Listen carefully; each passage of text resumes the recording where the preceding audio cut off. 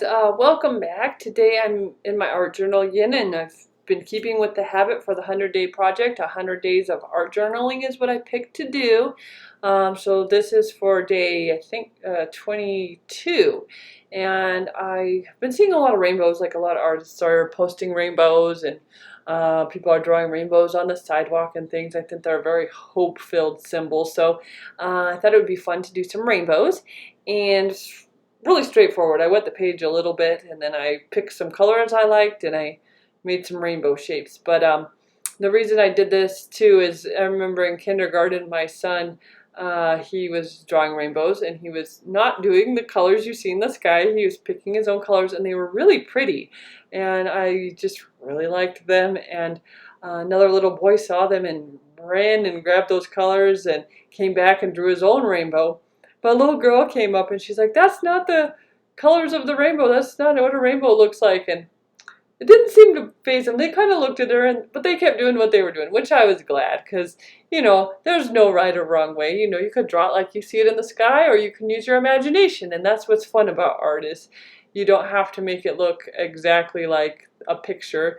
You can change it and create your vision. And it just kind of goes along with how we're creators and we can create our life and things. And I think we all innately have that as children. Sometimes it goes away and we think things have to be a certain way, so we don't create what we want anymore. But I wanted to make a page that was a reminder of that. And so this is a little journal that I made myself off of a peg and all tutorial over on Instagram. And I really like making my own journals now because it has the paper I like in it, so that's awesome.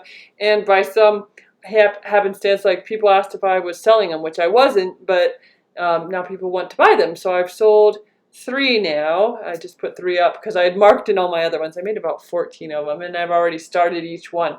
And having so many is awesome too, because sometimes I want to be more illustrative. Sometimes I want to do abstract. Sometimes I want to do landscape. So I've kind of have a little journal for each thing, and that way it stays a little more cohesive. I just kind of like that. So it's been fun. You just never know where stuff's going to take you. And then it's my great honor to make somebody a journal, and they can use that for their creativity, and it's a lot of fun. So I like Arches paper or Fabriano, 140 pound, and I've mostly been using the cold press so far.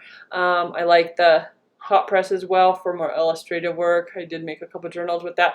And then I like rough, but I haven't made any rough journals yet, but I like those for like landscape and stuff. So with the stay-at-home order, I haven't been out painting that way yet, but when I do, I'll make one and take it out for some studies outside and stuff, more landscape. I can do a little now, but that's not really where I'm at right now, since we're homeschooling and stuff like that. But yeah, so this was a really fun page to make, and it brought back a fun memory of my son when he was a little bit younger.